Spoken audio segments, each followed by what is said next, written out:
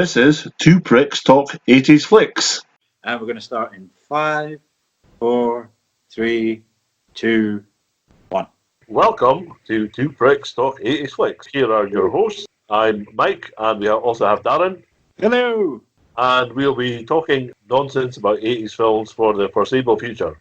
Yep, So, and at some point, presumably, we will move on to 90s, 70s, 60s, or whatever, whenever we run out of stuff that we want to talk about. which will probably be quite soon. Probably. I mean, there's a fair lot of pish, but, you know. So, who are we? We are two guys who grew up in the same one-horse town in the north of Scotland in the glory days of the video shop. Oh, God, yeah. I think both of us, it's fair to say, were the sort of boys who always browsed through shops and never bought anything. Wasn't so bad when you're renting the videos, renting the films. You know, you'd peer through the back of tapes and, oh my God, they looked so fascinating, Sometimes it never quite lived up to expectations. No, I think it's safe to say that often, or in most cases, they didn't live up to expectations. Never trust a video that, in a big chunky box that has a really amazing artwork cover. Evil Dead has that. Okay, I'll give you that, yeah. Okay, there are a few, but on the whole, they're very evocative. There's something really... I love the look and feel of those boxes. You can stuff Netflix and stuff like that. It's like having a physical thing there, like an album cover, it's just... And reading it and thinking, oh God, I'd love to see that, Yeah. I can still very clearly remember the boxes for Day of the Dead, Deadly Friend, Teen Wolf, all those scary horror films that you get that thrill of fear running through you and go, ooh. And there's a strong sort of memory and association with the trailers and the wee ads they always had at the start of those rental tapes for other films coming soon or also available. Yeah. Quite a few. That guy. Are available on YouTube, funnily enough. I was watching the Ghostbusters one the other day, and that took me right back. Oh, right. Oh, man. Oh, God, I don't remember that. Was it the Touchstones one? It was like a countdown, and then that guy with that really deep, raspy voice. In a world. That guy was always doing the trailers, yeah. Ed something. Get his name. Well, the two of us have grown up together and discussed, critiqued, analysed, mocked, scorned, rejoiced in, adored, and occasionally watched films. But mainly probably quoted. Quoted at great length. To the great irritation of everyone around us. I would think it's fair to say that you are the more serious film buff of the two of us. Well, I'm certainly the one that seems to remember all the trivia. Whereas I find films that I like and watch them over and over again. But in the last year or two, I've been through a bit of an odyssey of trying to catch up on classic films. I've worked my way through 200 films Which is impressive. From the 1001 films that you have to watch, most of which were pretty good. Some of them were pretty forgettable. I didn't much like The Untouchables, for example, or Good Morning Vietnam, both of which I thought was pretty fucking pedestrian, but then sometimes they surprise you. Thought A Passage to India was fucking amazing. Well, once you get past the Alec Guinness browning up. Kind Hearts and Coronets. Oh, man. I would never have watched that otherwise, and oh my God, what a terrific film that is. It's so dark. I love it. And Alec Guinness's Performances. I'm impressed. 200, you reckon? Maybe something like that. Maybe. I mean, I set myself a target of 100 and I just made it in a year. Some very odd and unusual films there. Any stick out? Some in a forgettable way. Thinking, what the hell is this doing on that list? I'll tell you one that really, really got me is a film I'd never heard of and I would never have thought to watch was the film called The Tree of Wooden Clogs. No, seriously. From Holland, is it? Italy, possibly? I think it's late 70s, perhaps. It's about 3 hours long. It's a sort of small, villagey, pastoral type thing. There's a lot going on. And at the same time, it feels like there's not a lot going on, but I absolutely loved it. I sat and just thought, I could watch this again. Lovely little film. Anyway, what sort of films are we going to be discussing? I guess it's fair to say that we are both the kind of guys who would tend to watch the Criterion DVD sort of film. Yeah, I think that's a safe way to put it. But at the same time, the 80s was when we grew up, so we watched a lot of the popular stuff as well. I think it's safe to say that nostalgia is going to play a big part in it. I mean, to be honest, has there been a better film than Ghostbusters? You'd be hard pushed. So, we are going going to start with the meaning of life. Of course, with the sad demise of Terry Jones, I think we'd like to pay tribute to him. Absolutely. I mean, this is one of his. Absolutely. I mean, Life of Brian would be the obvious one to go for, but it's 79, so it doesn't really count. I can't even actually remember why we chose the meaning of life, because we've been talking about doing this for a wee while, and Terry Jones's passing has really been a good jolt to get something done. I think it's possibly because this is probably the first 18 certificate video I ever bought. And Really? I've been about 13, 14 at the time. So we've chosen this one. It's probably the least commented upon of the Monty Python films. Probably, yeah. I mean, I think, yeah, certainly Holy Grail and Life of Brian. Is there anything really that hasn't been said about them? That's a very presumptive or arrogant sort of thing. Like, we're going to have anything new to say about this one. So this one, you can kind of see the crack starting to develop in Python as well, I think. Oh, yeah, I think by this point they were only really coming together for bits and pieces, really, weren't they? I mean, they were all pretty much doing their own things by this. You know, the film has an interesting background to it by itself. Definitely. Seems to be agreement between them that the idea for the film came from Dennis O'Brien after Life of Brian. I think he became their business manager and told them if they made it straight away, they would never have to work again, which probably appealed. But the downside to that was, as a result, they rushed into making something before they had a clear idea of what that was. So the idea of, right, we're going to have a film, not we've got an idea for a film, let's make it. So right. Initially, didn't they plan to do about World War II? That was one of, well, war, I think, was one of the ideas, but yeah, one of the things was that the armies would be sponsored. They would, the uniforms would be covered in logos and things, and I think one of the more outlandish ideas they had is that, well, we could fund the film by doing that for real. But yeah, so what we had written over about 2-3 years, all had obviously other things going on, but they all decided to write some sketches, some material, and come back and talk about it and do various things, but no clear thread about what it was. So really, they were just writing sketches, I think. And eventually, they decided to have one great, right, we'll go to Jamaica, we'll have a writing holiday. If we get nothing out of it, then at least we'll have had a holiday. I think it might be Terry Jones, I'm not sure. Somebody came up with apparently the idea of the 7 Ages of Man, and from there, they sort of assembled, what they had and tried to put it into some sort of some structure. It's a very, very loose way to follow it. And, 7 Ages Man, actually, let's do it. Meaning of life. Yeah, okay. One of the other ideas, funnily enough, was apparently that the film would be Monty Python on trial. Oh. Because this sounds a bit like art imitating life here, but the idea was that they were going to be put on trial because it was like a tax dodge or something like that. They'd been given all this money to make a film, but they hadn't actually done it. Each member of the group would be killed, but got to choose the method of their death.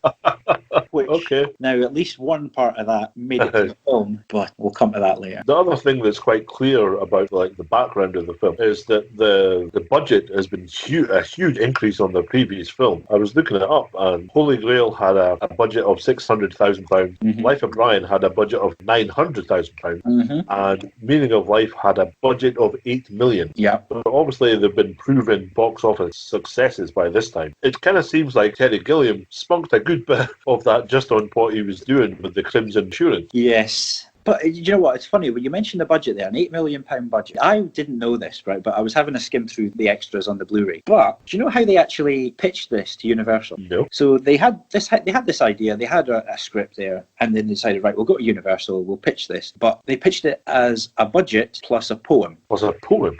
A poem. Right, and now I've got the poem here in front of me. Now, obviously, I'm no Eric Idle, but I'm going to read this because this is fantastic. So here is the pitch for the film that they got their $8 million off the back of. There's everything in this movie, everything that fits, from the meaning of life in the universe to girls with great big tits. We've got movie stars and foreign cars, explosions and a lot, filmed as only we know how on the budget that we've got. We've spent a fortune on locations and quite a bit on drink, and there's even the odd philosophical joke just to make you buggers think. Yet some parts are serious and deep as you could wish, but largely it's all tits and ass and quite a lot of fish. Other bits are fairly childish. That is fucking brilliant. Oh, there's more. Never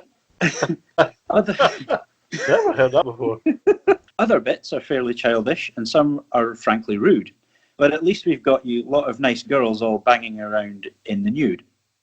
So take your seats, enjoy yourselves, and let's just hope it's funny, because it's not just done to make you laugh, but to make us lots of money. You sit back and have a good time with your boyfriend or your wife. Relax and just enjoy yourselves, for this is the meaning of life. You can practically hear Eric Idle there. He's got his cynicism and keenness for making money. Oh, absolutely, yeah. The Greedy Bastard Diaries and all that stuff, yeah. I thought that was fantastic. And off the back of that, and and by the way, we made Life of Brian. Yeah, sure, on you go. As you say, Terry Gilliam spunked a lot of money. All that. There's not a great deal of Gilliam elsewhere in the film, I feel. That what we've come to know as Gilliam-esque, it's all concentrated in the Crimson Assurance. Yeah, and I think you can actually see what he would then go on to do with Brazil. That small working drone rebelling against big business and all that.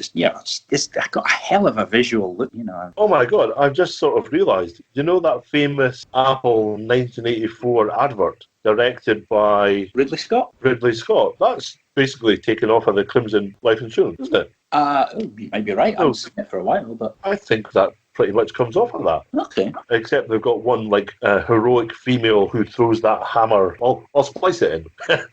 we'll see how it looks. But yeah, I think there's a definite parallel there. Yeah, just that going through all the grey drudgery. It's not post-apocalypse. It's just that dystopian thing, isn't it? He just really gets that. And of course, it's a very traditional Monty Python target. The accountants and tedious middle-class jobs. Yeah. Always having a pop at the sort of stuff that they would, if they hadn't been doing this stuff, might well have ended up doing themselves. Well, yeah, or I guess maybe their parents did. Yeah, I'm sure. At least one of their fathers must have been an accountant or some sort of finance. They were all from nice middle-class families, weren't they? So we begin with that, and that takes, the first 17 minutes of the film? Yeah. It's supposed to take 5 minutes? It's supposed to be about 5 or 6 minutes. Ends up lasting 17, and I think was cut down from about 30. And I'd love to know what percentage of the budget it ended up taking. Didn't Terry Williams just say, they didn't tell me when to stop? Yeah, he said that himself. That's literally the quote I've got here. Nobody told me to stop. Well, it was actually meant to be a part, and originally it wasn't supposed to be a supporting feature. It was supposed to be a segment in the film, and you see it come up later on. Yeah. Given the fact that it ended up being so long, here we go, we'll just do it as a supporting feature, and there we go. I think it also shows basically him making a film within the film. Yeah. And he's directing his own film while the rest of the Pythons are trying to make the meaning of life. Yes. So they're already doing their own thing within a film that they're supposed to be making. Yeah. But then think back to Holy Grail, where they tried co-directing, and that didn't really work. No, they managed to do it in Life of Brian, obviously. There are Gilliam-esque touches there, and even his own animation or the alien spaceship bit. Yeah, he's just got a fantastic, it's a visual style. So then we move to the film itself. We have the first 2 songs. Now, it's pointing out as well that this film is actually a musical. Or is it a film with songs? Well, there are 6 numbers in there. I mean, there are 6 separate songs in there. I think that counts as a musical, doesn't it? Well, a musical, the plot has to be advanced by the songs. In a musical, people break out into singing when the emotion is too high for words. Yeah, I suppose there's only one song that kind of has that in it. Galaxy song. The Meaning of Life film is another fantastic one by Eric Idle. Sung in his French accent. Why are we here? What's life all about? It's weird. It's watching the film, right, and thinking, why is he singing this in a French accent? Is he meant to be singing this? Is this supposed to be the French waiter from the creosote scene? Oh, interesting. Because the structure of that film, it's funny, when I was watching it and reading it about it, there's a comment from the editor where he doesn't like the structure of the film. Oh. And he thinks it works better if creosote scene comes at the start of the film. I think that's right. So then this is the French waiter sort of giving his theories. Yeah, that scene with the French waiter talking about what he thinks the meaning of life is and blah, blah, blah. If you had that opening the film, then leading into the song and then move on to the next bit, kind of feels like it makes more sense. I mean, one of the biggest problems I think the film has is that the structure is just all over the place. Well, it's a loose sort of framing device, and so it's not got the tight narrative that goes with The Grail or Life of Brian. It's an umbrella. Yeah, but an incredibly loose. It barely works as a framing thing, because even when you break down the actual numbered segments, that talk about the meaning of life, you get things like where I think live organ transplants gets its own, own segment. You can start to see where the 7 ages of man comes in with things like birth, growth and learning, middle age. Yeah, Actually, going back to that Seven Ages of Man, that might have worked better as a device if they'd taken that idea of having one person, one character. Well, yeah, and have that that same was, character in each segment. and I've read that was thought to be an idea, and somebody said, we would have done it as the experiences of one person if we'd done another draft, but then we couldn't be bothered. Yeah, that's the thing. That's the frustrating thing, because Eric Idle in particular talks about it. That if they just having one more go at it, one more draft would have pulled it all together, would have done so much better. Well, what we have is, I guess it's like their White Album. They kind of felt, oh well, we'll just fucking throw it out, and it'll do. Yeah. Okay. Yeah. This is as close as we're going to get. So yeah, let's. So. We have, first we have the opening animation, which you have to have a good, solid Gilliam animation. It wouldn't be Python without it. No. Lots of good stuff there. And it's got his filing cabinet stretching to infinity. God sitting there trying to work out whether there should be a cube or a sphere. And then, of course, what I'd never picked up before was the wee Douglas Adams nod there as well, when it originally the title comes up initially as The Meaning of Lift. Oh, yes. Which had either just been published or was just about to be published. So The Fish. I think you said before that you don't find it that funny. But I sort of like it because it seems like a nice metaphor for people just going about their day, humdrum, going this way, going that way, going this way, going that way, and having no greater consciousness, no greater understanding of what's going on. We're just two lost souls swimming in a fishbowl. Year after year. They're not quite a Greek chorus. But it's kind of similar. Yeah, they're there. They turn up 2 or 3, was it 2 or 3 times, 3 or 4? 3 times, I think. Yeah. Morning. When you come, it's familiar to anyone who works in a fucking office. Yeah. Oh. Yeah, and it looks impressive as well. Slightly freaky, actually, slightly disturbing. Their faces are clearly distinguishable. Yeah. There must be some interesting behind-the-scenes footage of them walking about with those giant fish heads on. Well, yeah. So we're led to the miracle of birth and the machine that goes ping. The machine that goes ping. So we've got Chapman and Cleese as the doctors. So here, clearly, Chapman is no longer going to be like the starring role as he was in Grail and Brian, but he's going to be a character actor throughout the film. Yeah, and he plays... I love Chapman in this, because he's never front and centre in this film. Yes, but a lot of his ones are the best of what's in the film. The other thing is, as well, it's weird watching that, is that he's the one who seems to have aged the most between Brian and this. Yeah, I think he just looks quite drawn. But suddenly conscious that, my God, they're all a lot older, even though they're not. Yeah. It's not a huge time later. But yeah, that whole scene with the machine that goes ping. All that stuff about it's all for show. It's all about the administrators and how much money's being spent. And got to switch everything on. The administrators coming. Forget the patient. What do I do? Nothing. You're not qualified. Is it a boy or a girl? It's a bit early to be gender roles onto it. Ooh, that's a bit edgy nowadays. You know what? That's a very prescient sort of comment. It is. But then that whole scene, actually, with the that whole thing about it's all about look at all this fancy equipment and all this money and how we save money here. And this is it's before the financialization of the NHS, but I guess it might go with they might have had experiences in America, when they experienced private healthcare. Quite possibly, yeah. Or they could just see where it was going, because we're into the Thatcher times now. So yeah. And Palin plays a lovely buffoonish administrator. Yeah, with his bow tie. He's such a versatile actor. It's just fucking wonderful. He can do buffoon, he can do malevolent, he can do lovely. He's just, every scene he's in, it's not overstated. It doesn't come in and steal it, but he's just on the money. Yeah, and when he does do something like, when he does the more malevolent characters, they're even creepier because it's him. Yeah. Because that whole thing about Michael Palin, is like, he's so nice.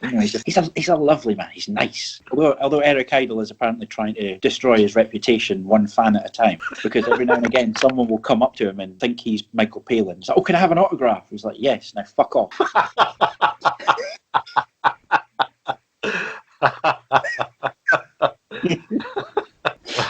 Oh, bless him. He would do that as well, wouldn't he? Oh, yeah, absolutely. He would do that. So then we have The Miracle of Birth Part 2, I suppose, which is the Third World. Yorkshire. You've got the pretty obviously, what's that word? The match shot of the background with the factory. Of the factory. It's And straight out of course, of a Hovis advert. it kind of precedes Royston Vasey a little bit. No, I never thought of that. Well, just the northernness of it. Of course, the famous scene. I've got to tell you, all the mills closed. And he's got the room completely crammed full of children. And Terry Jones, in one of his wonderful drag scenes, go tell the others. Go tell the others, yeah. This is one of this is one of the things. Terry Jones playing women, right? Now, Eric Idle, he was always the sort of the glamorous one. But Terry Jones always just played these fantastic female characters. He just makes them so matronly and so... That's the word, yeah, matronly. It is, yeah. And just, well, I suppose the obvious is Mandy in Life of Brian. In this, you just think, he just seems so mumsy. That's the thing. And his female voice is always, well, the screechy one, I suppose, is the obvious one. But in this, when he's singing along, hey, the proudest moment spilled airs just anywhere. So, of course, Palin comes in and goes, if I'd been allowed to wear one of those little rubber things on the end of my sock. Well, there's children present. There are many children present. There are many children present. Hundreds of them. There are. And I swear to God, and I keep meaning to go back and check this, but I think one of them's Asian. Really? Which just strikes me as a fantastic little background joke. I'll have to look and see. I'm going to have to check this. And of course, they're all dressed up in Victorian rags, dirty faces, black caps. They're urchin. Palin's got these lovely round glasses, a proper soup strainer moustache. The neck scar. And the proper Yorkshire accent, And then we're led so beautifully to Every Sperm is Sacred. Which then, fair play to Terry Jones, the way it just turns into this full-on Oliver, consider yourself, amazingly choreographed scene is just... And it's a great song as well. I believe that used up another big chunk of the budget, that scene, because the money's definitely there on screen. But then, even then, you've got those wee Python touches, like the nannies with the prams, and then bishops pop out of them. And the hearse going by with Graham Chapman in it. Give me a wee shiver with that one. Obviously, it's face paint, but looks horribly gaunt in it. But even then, this whole thing about the sperm, God needs everybody's mine and mine and mine. And then it leads beautifully into that scene with Chapman and Idle as the Protestant couple. And fiercely proud of it. It's just those staunch, sober, hard-backed, everything's very proper, grim, stern. I mean, it's so Ulster, isn't it? It is. And it's the irony of it as well. The Protestant element, what he's talking about is that they're the ones who can have the most fun with it, and yet don't, and they're just so frightfully tight-arsed. Although Idle in that scene is fantastic. Just we could. Have you got one? French ticklers, bambos. Oh yes, Harry. Oh yes. Because every time they have sex, they have to have a child. Well, we've got 2 children, and we've had sex twice. You know what? And I'll point out to you at this point, right? Well, during that scene, I started counting how many children come out of that house across the road. Really? 64 of them. 64? 64 children come out of that house while they're talking about it. So They obviously have an active life. And that's not counting the one that drops just at the start of the scene. So that's 65 kids. Did you think this scene's one of the reasons the film was banned in Ireland? Oh, undoubtedly. But no, as soon as you start, taking the piss out of religion, that's when you're on dodgy ground. And of course, straight on from that, you've got Oh Lord, Thou Art So Big. Sir, absolutely, you. Yeah, so that's growth and learning then, isn't it? That's a nice little segue there onto part 2. So you've got John Cleese playing the private school headmaster, a role he would reprise very shortly in Clockwise. Playing it more in a Basil Fawlty sort of manner in Clockwise. Comprehensive school rather than a public school. This I suppose that's the difference. Couldn't really have been anybody else than Cleese playing the headmaster though in this. Do you think? Oh no. Cleese is, he's got the stature, the authority, whereas you can see Palin being the vicar, padre indeed, which again was a role. Did he not reprise that for a private function? The missionary, was it? Oh, the missionary, yes. The missionary. It's because he is the naturally empathetic, more approachable type. Yeah. Actually, I think the missionary was made before this. Really? I think it might have been the year before. I'd have to check. I think Private Function was about 84. So, Anyway. but yeah, so we get that. And then we sort of come into this whole Tom Brown school days with a bit of a... Don't burn us. Oh, yeah. Don't simmer us and stop. Probably shouldn't get too much into religion here, I suppose, but this is the kind of stuff that makes me hate religion more than anything. It's just that we are so insignificant. Our lives are nothing. Oh, it's all about God. You did go Roman Catholic school. Yeah, I should make you poor bastard. Point out here that I had the Catholic school upbringing. But as we've discussed before, that's the thing. It was Catholic education, Catholic school, altar boy, and yet I was never once interfered with. And scouts. And scouts, yeah. I mean, I was just an ugly child.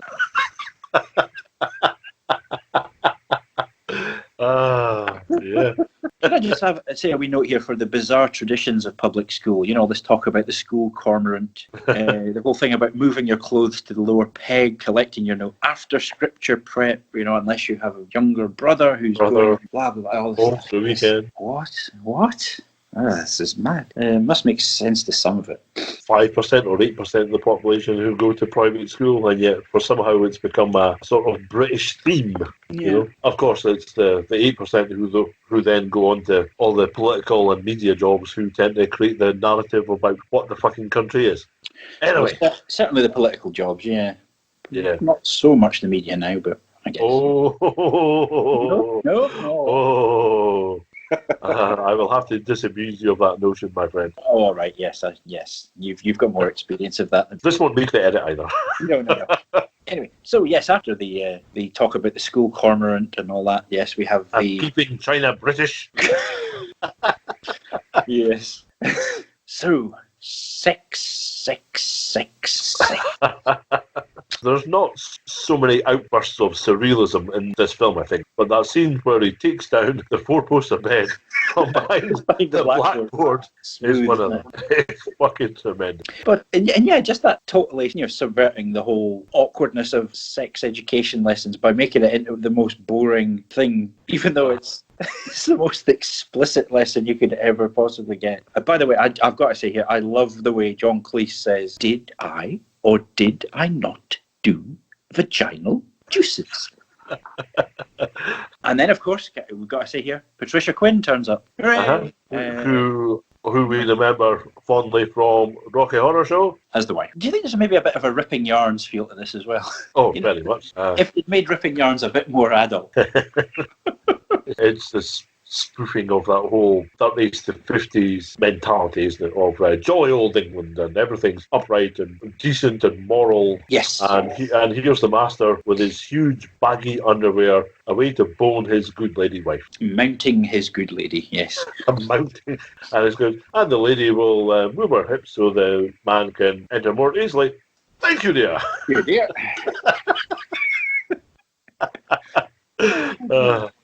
Found something more interesting to look out outside at the window. All right. You've got that wonderful bit by Chapman when he goes, "Move it close to the lower peck, sir." And when Cleese, the headmaster, gets annoyed with Palin, he goes, "What is it? Bring it up here." It's an ocarina. He's right up next to them. Put it on the desk. That awkward, gangling schoolboy.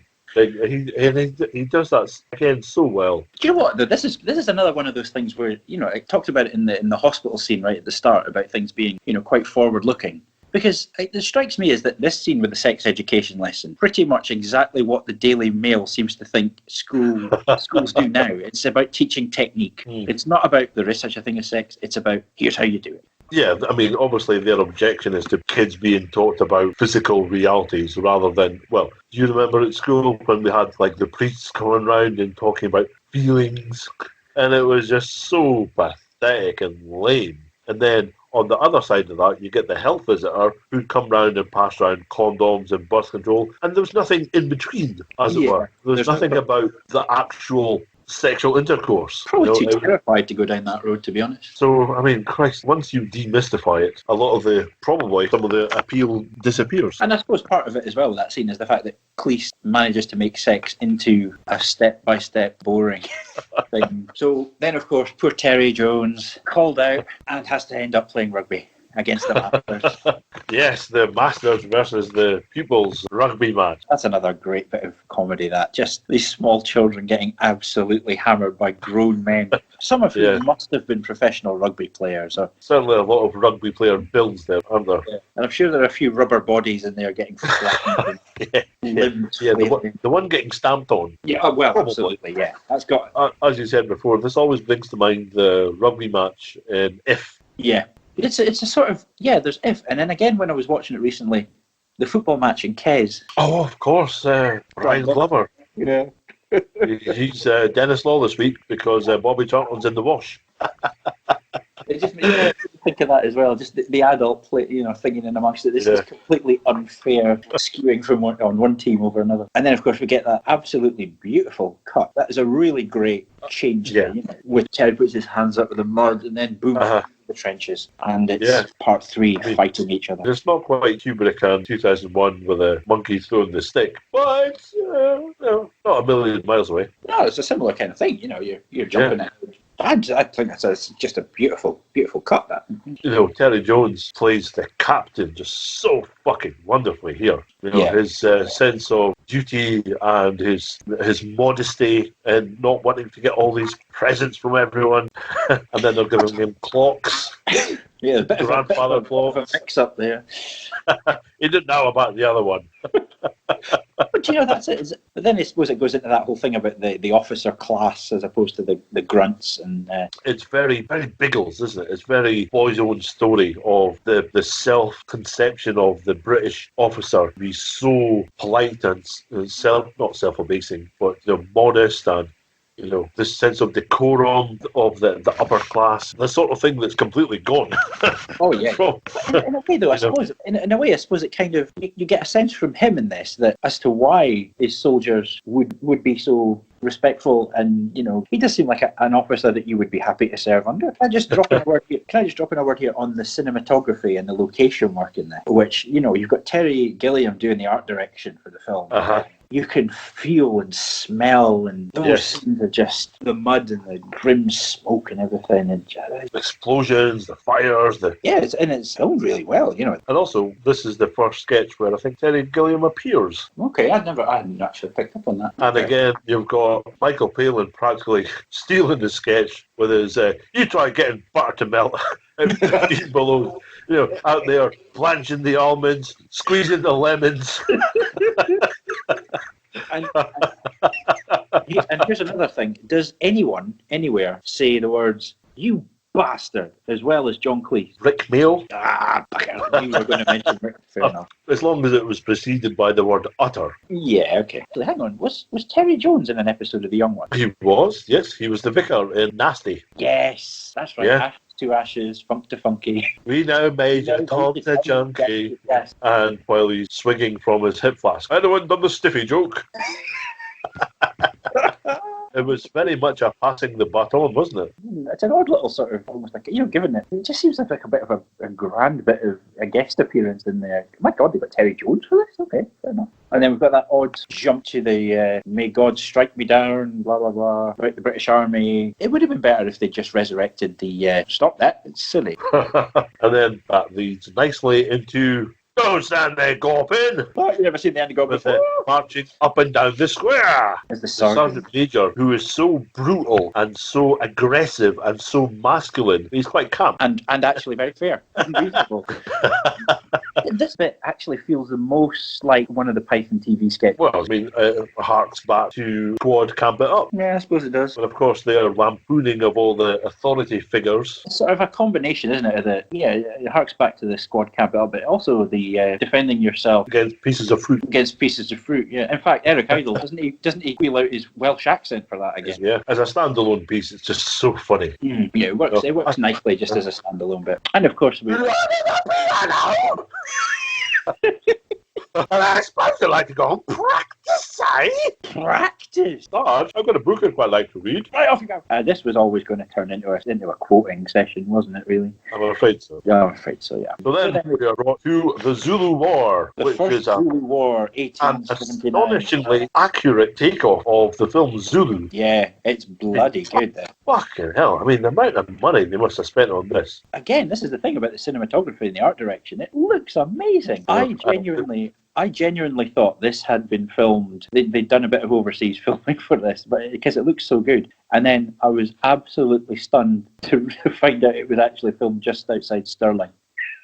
Well, the mountains aren't as high as in Zulu. I mean, in Zulu, the mountains are fucking huge. Yeah. This is a Scottish gorge of hell. But you just get the sense of where they are and what was going on. You know, And the just red so coats, vicious. sandbags, all Yeah, the white helmets. the Zulus with their shields, the spears. It's just bloody brilliant. Yeah. And then you're inside the officer's tent, Palin's wonderful moustache and handlebar sideburns. That sense of whatever is happening to the privates, to the soldiers out there, it's all about what's happening to the officers. That's more important.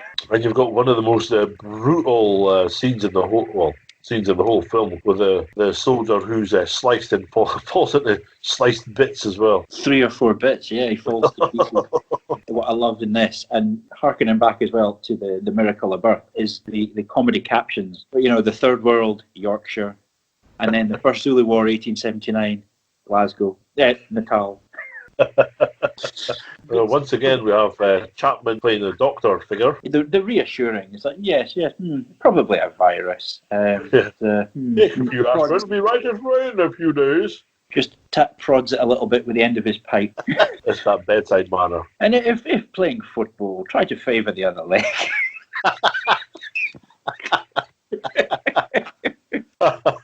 This scene, I love the stuff in the tent, you know, all that, this sort of self-awareness of it, with the whole thing about, a tiger in Africa? In fact, I'm sure a couple of times somebody nods towards the camera and just, no, just keep going, forget about that. The reactions are just great. But the material in this scene, well, not this bit, but once they actually go looking for the legs, this just falls apart. I have no idea what they're supposed to be. Yeah, I agree. I think that scene is the weakest in the film.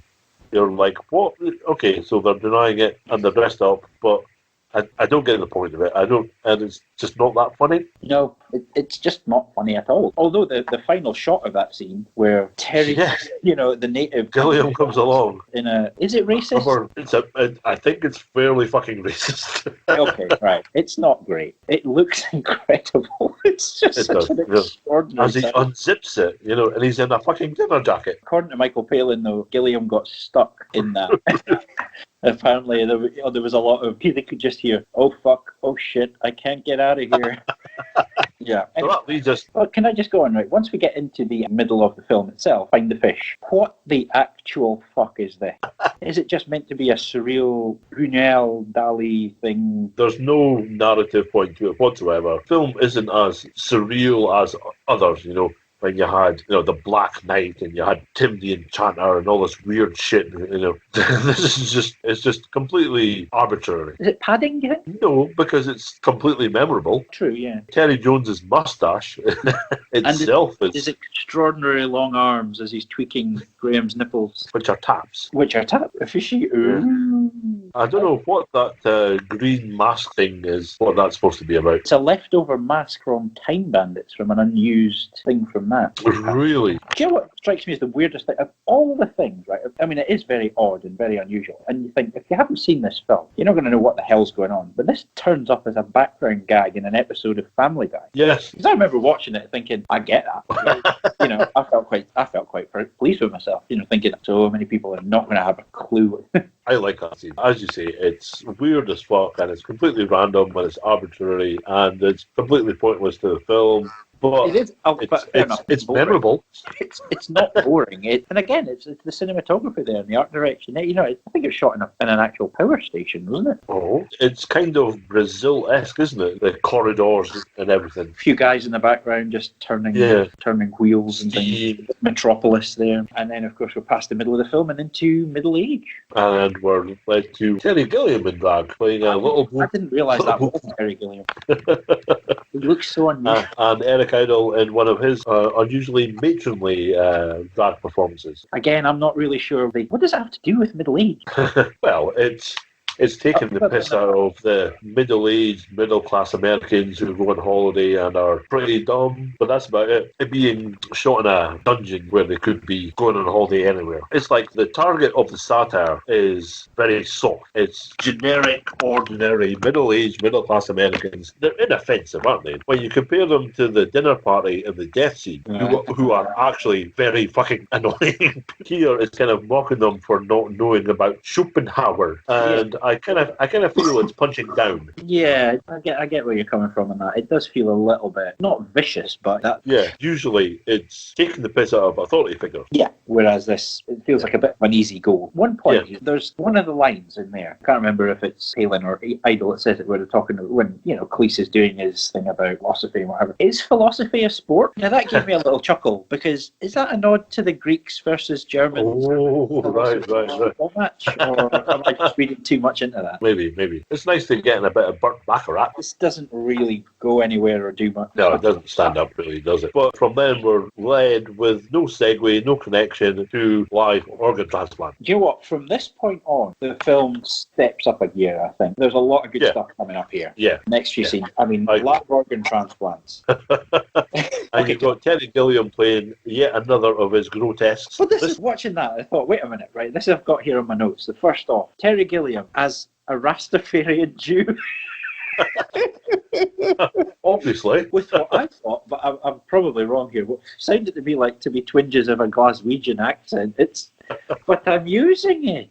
I love the way that Terry Jones enters and looks vaguely disapproving and totally incurious about what's going on. And then it just, I've got to be honest, right, this is possibly my favourite scene in film. Yeah. Because it just goes so ridiculously over the top. It's so brutal, it's so extreme, it doesn't hold back. The arterial sprays and Terry Gilliam screaming is just horrific, but it just makes the whole thing so much more funny. There's so much energy in there. It's just, and you've got Cleese standing off to the side, just looking a bit bored. Chapman's getting into it. Bored, but quite threatening. He looks like a gangster's mate, doesn't he? Yeah, I was trying to work out what it was. I think he's got a bit of padding under his top lip. Oh, something just under his top lip. Oh, a bit of the Marlon Brando. And the 5 o'clock shadow going on as well. Yeah, the expression on Chapman's face as he's doing the incision is so spot on. The tongue's out, isn't it? And he's got the big shears. Oh, we're not doctors. And then they're through the kitchen, and it's again, the art direction here is so spot on because they've got those nice little doors that go between the kitchen and the living room, Yeah. You've got that lovely serving hatch with the glass on it, so you. Yeah, that's what I mean. It's still going on in the background. Yeah. Blood spurting against it, and it's all still happening. He's still not dead. This is the thing. He's still alive. Yeah, you've got that Formica covered kitchen cabinet. Yeah, and then Eric Idle comes out the fridge dressed in pink. And he does. White hair. Of course he does. And we get the frankly wonderful Galaxy song. I love that song. It's funny. It's educational. It's like a brief history of time to some nice chords. Is there someone that Eric Idle's spoofing off on this? Is he pretending to be someone? Or is it just a generic sort of Vegas performer? I think it's maybe just a bit generic. I can't think of anybody who he strikes as impersonating here. Again, we get some more lovely animation. Terry Jones all totally starstruck and dazzled. Ooh. And then, so can we have your liver? So then we're reprising the Crimson Insurance. People aren't wearing enough hats. This scene, I know I said from that, from the point of live organ transplants on, the film's pretty solid. But this, does it really have a place in the film? There's that beautiful line about the meaning of life and how people get overwhelmed by day-to-day ordinary phenomena and they miss out on things. Then they go, what was that about hats? Okay. That's so fucking beautifully done. And then talk about things, we're getting distracted. And has anybody else noticed that building outside? And then we get a very Python-esque bit about the supporting feature. Invading the rest of the film. I find it just wonderful, like how they play with the text of the film. It's like in The Holy Grail, how the end of the film starts to catch up with the rest of the film, and when it catches up, that's the actual end. That's just so clever, and I just love touches like that. It's really, is it metafictional or is it text? Is a form of textuality, I guess. They play with the storytelling of it and they comment on it, and it's just so clever. I don't think I'd ever really picked up on that. I always just used to get very frustrated that the film just stops. Oh, right, yeah. Well, read that people think that, but I think if you see it as the end starts about a few thirds of the way through and then starts to catch up with the rest of the narrative as they go on. Oh, I'm going to watch it again. Any excuse. So then we're led after that to This is Wonderful to Have a Penis. Good evening, ladies and gentlemen. Here's a little number I tossed off recently in the Caribbean.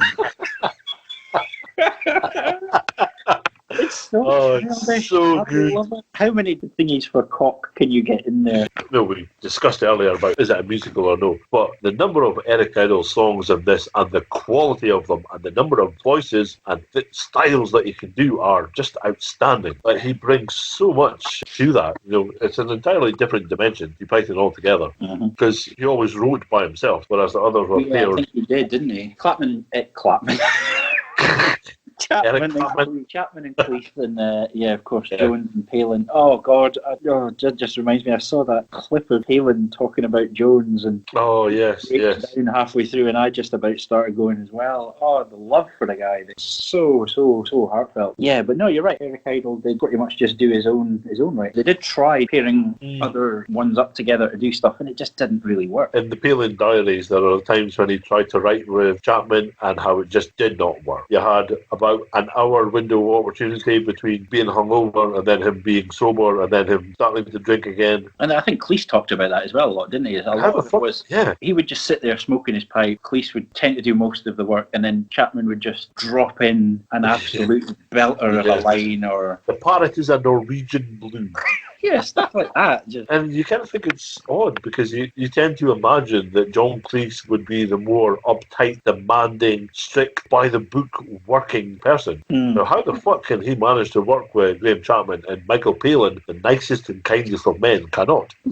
One of those mysteries. So we have the penis song. And then shit's Mr. Crazy out. Now, this is the standout moment of the film, isn't it? Again, like a fishy, it's jaw-dropping. Yeah, it's certainly incredibly memorable, but it's not that funny. The best line in it is, "I waff in mid."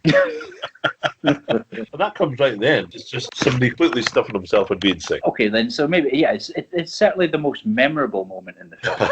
Because it's so completely, horrifically grotesque and over the top and extreme, even more so than the organ transplant. That's horrific, but this takes it and goes mile extra. Horrible.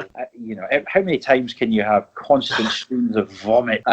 This is not a film for anyone who, what's the word, emetophobes. Oh, well, that's a nice word. My other half is one, so I would definitely love to sit her down and show her this, but I don't think it would end well. Okay, so it's certainly the most memorable, it's certainly the most horrifically over the top and grotesque. Terry Jones just plays this character, this grotesque, this incredibly costume as well. Richard Griffiths looked a bit like that, as he was never to this extent. You know what my feeling about the character of Mr. Creasy is? That usually in Monty Python characters, you can understand their background, you can feel where they're coming from, you really have a sense of who the character is, even in the really minor characters. So in Life of Brian, Michael Palin's jailer who's handing them the crucifixes. Oh yeah. That's a beautifully developed character, and say, he's probably a liberal, educated, who's having to do this, and it's just his job. That moment where, freedom. Yeah, and go, that's jolly nice.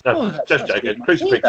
Oh, that's actually made the day. Oh, it's great. Oh, wonderful. Yeah. Change. And in this sketch, you can really feel John Cleese's waiter. You can really feel Eric Idle. You can understand their background. They really get to the nitty-gritty of a character. But Mr. Creasy, you do not feel it with him. He's just a grotesque. He's one-dimensional. You don't know where he's come from. You don't know why he's so fat. You know nothing about him apart from he's huge and he vomits. Maybe he's supposed to be Michael Winner. Is it to épate les bourgeois, to beard the middle classes, to take the piss out of all this very nicey restaurants with their precious sense of decorum and behaviour? He's obviously a very rich man. But, money can't buy you class, but people will bend over backwards to kiss your ass in that sort of situation, no matter how ridiculously horrible and vicious and everything you are. And they will still offer you a wafer.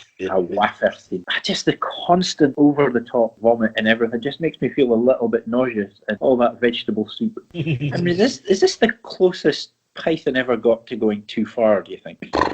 Oh, yeah, I would guess so, yeah. What's the sense of, this scene, or certainly the scene, is this just an attack on the idea of good taste and a chance to go completely over the top? We can just go as dark and we can just throw in shit and see what. Like in the later scene with, again, Terry Jones' cleaning lady with her anti-Semitic diatribe. Am I right in thinking that her scene there, her little speech, is a poem done in sort of rhyming couplets? I would have to check. I don't think so. Yeah, I probably should have gone back and checked that before. Although it's quite funny that the little stories about this as well. The final day of filming on this scene. Do we know which building in London it was filmed in? Because you can see them coming out. You can see them onto that London street when they're led by Eric Idle as his French waiter going, this way. Probably find out, yeah. It's funny because the deleted scenes and things on the DVD have, which I suppose we could talk about as well. There's a little bit of Creosote arriving at the restaurant with this little trolley that he has to support his belly on. Oh, right. But once it cuts, it carries on. They stop for the actual scene, carry on the filming, and Jones does this little jig and a little bit of running around and dancing with the life on. Really quite sweet, but it is quite funny. And then the scene where Idle does his walk is extended to ridiculous, as if it's not long enough. But I'd find this out as well. Quentin Tarantino, of all people, apparently this scene is the only time graphic film violence has ever disturbed him. Really? Apparently so, yeah. As you say, the Eric Idle's speech, from the sublime to the ridiculous. You've got this beautiful little house with the hedgerows and the oak trees and the English countryside, and you've got, well, fuck you! But this is the thing, right? That scene with the waiter, I'm okay. It goes on too long. Yeah. They completely overdo the joke there. They do. There's a deleted scene which shows it was originally even longer than that. Even gets on a bus at one point to take them. Right. But yeah, that whole bit of so what? I'm just a waiter. That's again. There's almost a punching down element to that. It's funny you were talking about earlier. But there's nothing wrong with being a waiter. Yeah, I don't think they're taking the piss out of being a waiter there. I think philosophy of life is the sublime of helping people and about being born in this beautiful little house in this lovely bit of the countryside, saying I want to help people. I mean, that is lovely. And then you've got the ridiculous where he goes, well, you don't have to listen to me, so fuck you. So that's what you think fuck of. Off. Fuck you. Yeah, fuck off. you've got that Gallic disapproval. And this is the thing, like we're coming back to earlier. I just remembered the editor, Julian Doyle. Okay. Now, I think his opinion was that the film should have opened with Creosote, then the scene with the waiter, then you move into the opening titles in part one. Now, I think I agree with him on that, to be honest. I think the film would be structured better. However, where do you go after Creosote is Well, be a hell of a way to open the film, though. it would indeed. Can you imagine the shock when you've got a film, opening credits, and then it's Mr. Creosote? You think, fuck yeah. Can you imagine the walkout? Oh, God. And in Ireland, this has probably got something to do with it. People, whatever. Don't know what the reviews were like. This film won the Grand Prix at Cannes. It did, yes. What the fuck? Really? Well, a lot of times films win prizes, or books or albums win prizes off of the strength of the last one. Of all the things, though. Seriously? Oh, I'd love to know what it was up against, actually. 82, or Dandy. I think it was 83, maybe. E.T. The thing. Although there was something, I can't remember, I'm sure somebody commented on that about the Grand Prix bit, this talks about, well, Orson Welles was probably on the judging panel and he probably saw himself in Creosote or something like that.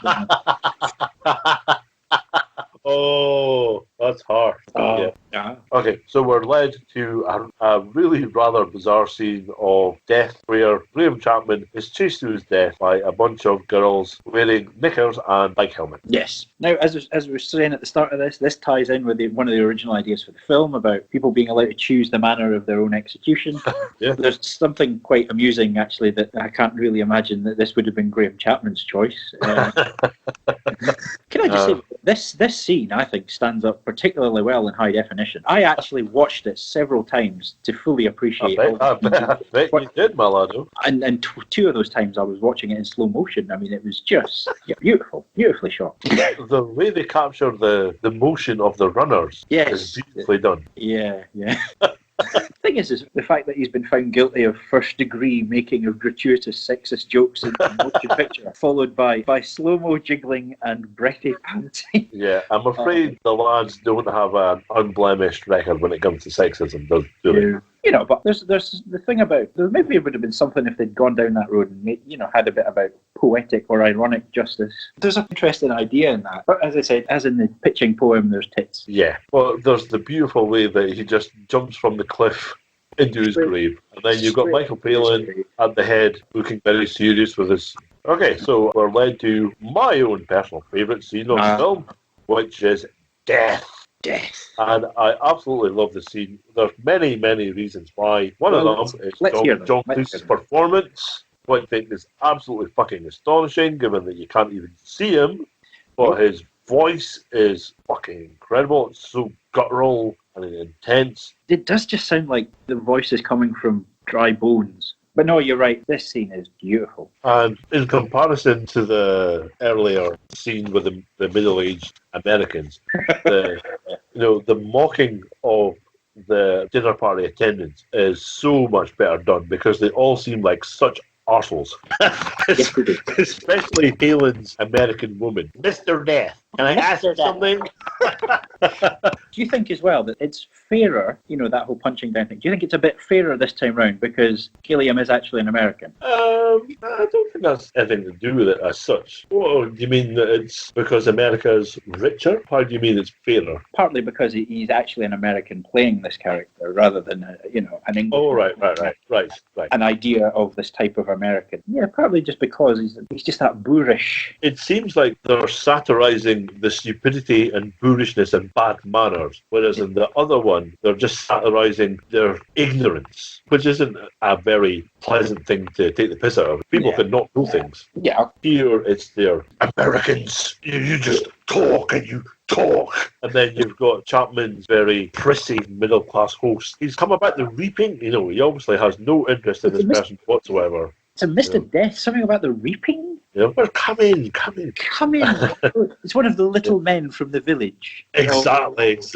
And he's this tight-arsed middle-class arsehole, and he gets out the gun. He gets a prod in the eye. Englishman, you're also fucking pompous. And then that beautiful bit where none of you have any balls. With just the hand. No, I'm sure I've asked you this before, but with this whole scene, when Death appeared, the blasted heath sort of thing, and the smoke, and he just flashes into view. He's getting nearer and nearer. And you've never seen The Seventh Seal. No. You have to watch it. Then this scene just takes on a whole other... Well, it also just kind of reminds me of, like, Wuthering Heights. Okay, yeah. Heathcliff didn't howl, but he was on the moors. Hooray! Terry Jones's character in this is so good as well, just quietly getting drunk on the bubbly. Watching this, John Cleese playing Death, that's got to be one of the best portrayals of that character. Yeah. I mean, I suppose Bill and Ted's Bogus Journey. He just plays it so... It's just the vitriol and the contempt in his voice. Yeah, the contempt for humanity. Yeah. And then the killer line. Shall we take our cars? No, I'm talking about before that. The salmon moose. Darling, you didn't use canned salmon, did you? And the great thing about that is not only the line itself, which is fucking so good, but the direction of it. You've got the bony skeleton arm. It rises up, and then it falls, and then point. The salmon moose. And it's right in the foreground. It's that music just underneath that's so funereal. The time has come. Follow me. And then we get that again. I was saying about the Seventh Seal, the nod to it. It's this line of people being led by death all towards the afterlife, and then it just throws in that word. Right, should we take our cars? And of course, Palin's ad lib. Hey, I didn't eat the moose. That scene is probably Terry Gilliam's most substantial and best acting role in the whole Pythons, I would say. I'd give you that. Usually he just plays grotesques like the jailer in Life of Brian. Got some in the back. Well, this one, you can feel, again, like you say, the vitriol, this loud mouth. He's got this loud check sports coat on. Well, I just want to say, I think I speak for all of us. You're dead.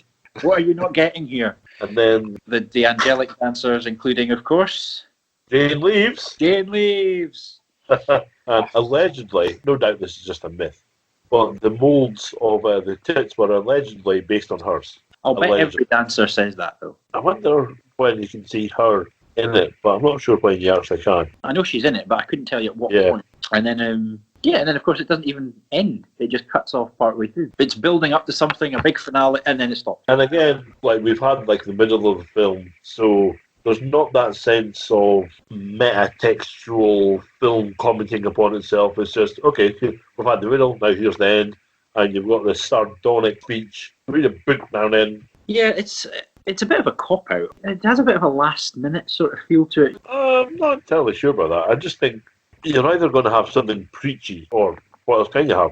Like they said about Life of Brian, when you look at the scriptures and you look at what Jesus said, there's lots of nice things in it, and you can't really argue with that. You can't really argue with what he was saying, but Yeah. I suppose with this one, if they'd actually just finished it off with saying, well, by pointing out the obvious, it's like, well, there is no meaning of life. Yeah. Ultimately, it's just, just try and maybe they could have linked it back to Life of Brian somehow, have a bit from the Sermon on the Mount or something. I don't know, but just sort of fizzles away, really. I kind of feel that there's a sense of disillusion that's coming to Python after Life of Brian, once they've gone through the famous debate with the bishop. What was his name? The Bishop of Southwark, Malcolm Muggeridge. And they realised that all these people who are held up as paragons of intellect and who are supposed to be authorities are just arseholes. And they realised that the great authority figures who are presented as such are not. They're on the make as much as anyone else. Oh yeah. That's a fascinating panel discussion to watch. Well, mainly for the male, partly for the the reason that it's the closest you'll ever see Michael Palin getting to piss get off. angry. But then to the point where they just completely undermine anything they're trying to say by admitting that neither of them actually watched the film. Yeah. It's like, okay. Yeah. And I really feel that anger bleeds through into this film because I feel it really is so much darker than the other Python films. It's much more violent. It's really macabre. Yeah, but it doesn't really. That's not directed at religion or anything, or that sort of attitude. Which I think they could just have an aggression. That would have actually been a really interesting thing to see, is if they'd actually gone down that road of really going on the attack. Then let's give you something to really have a go at. Right. But then that kind of, they already did that with Life of Brian, and they missed the point of that. So how much more? Yeah, okay. How much more obvious do you want to make it? So so we're at the end of the film. Really good book now and again. Blah blah blah blah blah. And then that final shot of the TV drifting off into space with the Python credits and opening animation playing, I thought was quite nice. It almost has a sort of. It almost feels a bit like a bye-bye to Python, sort of acknowledging that this is the last thing we're going to do, almost, or until the money, They still did. Yeah, there's a definite sense of this is the end. They've come to the end of the road. They've done all they can do. Yeah. Fuck it, we're fed up with it. We're not going to do this anymore. There you go. Yeah, a sense of an ending almost. Or you could look at it another way, that idea of the TV floating off into space with Python going on, almost a suggestion that Python will always be out there somewhere, never celestial element to it. Yeah, well, I don't think they would be as bold to claim that. But no, that's just giving a romantic sort of. I don't think anyone expects their work to be eternal. You just kind of think, well, I hope people buy it when it comes out, and then we'll see. Well, honestly, then we'll see how it does. Yeah. Well, I hope it makes money. I don't think anyone ever says we've done something that's going to stand the test of time, and people will be talking about it in 50 years later. Well, that would be a very arrogant attitude, wouldn't it, to have? So, overall, does it still stand up? Does it still seem a good film? Is it still worth watching? The way I was looking at it was, well, does it work? Does it stand up and does it work? On the whole, as a whole, I would say it doesn't really work. Bits of it, there's a series of moments it works. And I think the bits that are good still stand up pretty well. And a couple of them, I think, stand up beautifully. You know, the scene with death and the live organ transplants. I think, you know, those are still, you know, the Galaxy song. Oh, I love that song. I think I'm with Eric Idle on that one. And just another pass at it, and they might have cracked it. It just feels frustratingly patchy and ramshackle. I do enjoy it, though. That's the thing. Sitting watching it, there's no point in it that I sort of feel like just skipping ahead. No, yeah, even the bits that are, you know, as we say, a bit lamer or not really that funny, the performances are always there. You know, like the fucking hell, those boys can act. Oh yeah. Well, as you say, even Gilliam gets a great, you know, opportunity to do that right at the end. They're never less than interesting. Yes. No, when they're on form, my God, they are on good form. Sadly, this just doesn't show them at their best. I mean, it's not their best, but at the same time, it's better than, 80% of other comedy films out there? Oh, yeah. I mean, Python at their worst is still better than a lot of middling, you know, folk at their best. And they carried on, you know, doing, you know, working with each other, doing little things, you know, in each other's films and projects. Yeah, I mean, chronologically, what comes after this? Brazil, I guess? Yeah, I think so. Yeah, I think Brazil would have been about 85. So Time Bandits would have been just before this. Just before, yeah. That was 81, wasn't it? 81, yeah, I think so. I've never seen Baron Munchausen. That was the end of the 80s, so about 88, 89. Right. Fish Called Wanda, 87-ish, maybe? 87 or 88, yeah. That's the way it goes, you know. Creative people, they're going to want to work with others. Yeah. I mean, they always seem to be happy enough to get involved with each other's stuff. Cleese the other day, when Terry Jones died, was like, well, 2 down, 4 to go, you know.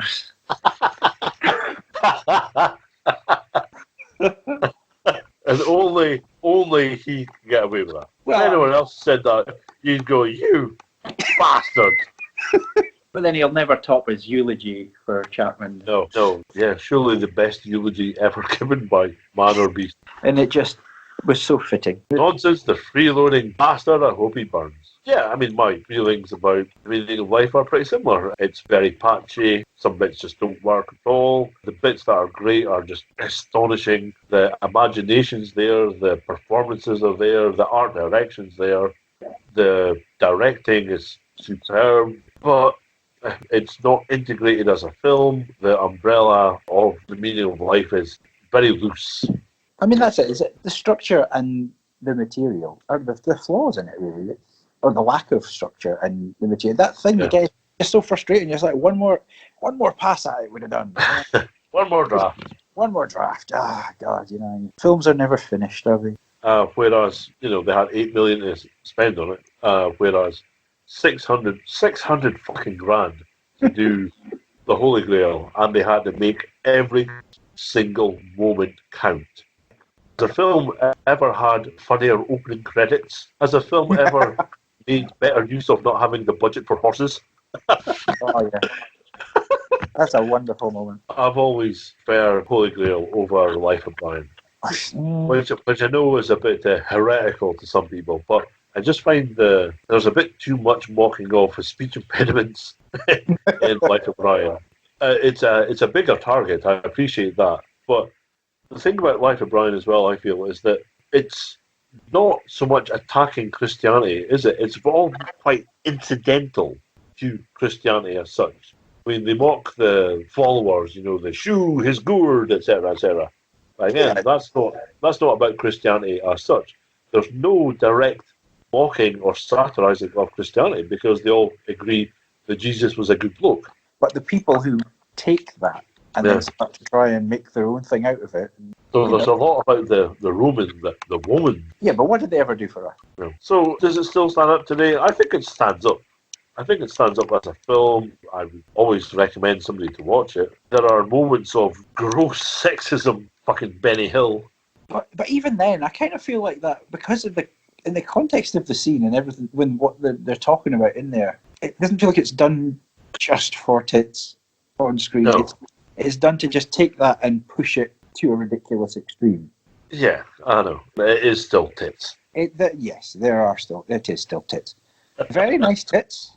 Yeah. They chose those runners very well. I've got absolutely no problem with the tits. As I said, you know, I think they stand up quite well by themselves. I mean, if I was going to criticise anything there, I would be that could not have been comfortable for those poor women running about like that. You know, running about with unfettered knockers. It's Overall, go watch it if you haven't seen it because it's fucking great. Still better 90% of what's out there. So, you know, thumbs up. it's flawed, but it's watchable, and it's, as we're saying, you know, flawed Python is still better than a lot of stuff out there. So Exactly. it's the weakest film, but Yeah. Well, no. And now for something completely different is our weakest film. oh Jesus, yeah, I forgot about looking there for something completely different. Yeah. That really Yeah. counts Well, it's a film. It's not that good. So as a this best. is number 3 out of 4. And given that the numbers 1 and 2 are 2 of the funniest films ever made, you know, It's high praise indeed.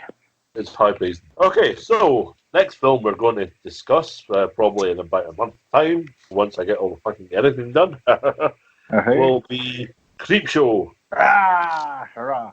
One of the finest collaborations in movie history, surely, between writer and director. Well, we'll find out. I mean, once we get into the discussion of it and reevaluate it, start really digging into it. Yes, Stephen King, George A. Romero. So, this has been Two Pricks talking about 80s flicks, and hope to see you next time. Hooray! And thank you. And goodbye. Oh, fucking hell, man. That's 2.5 hours.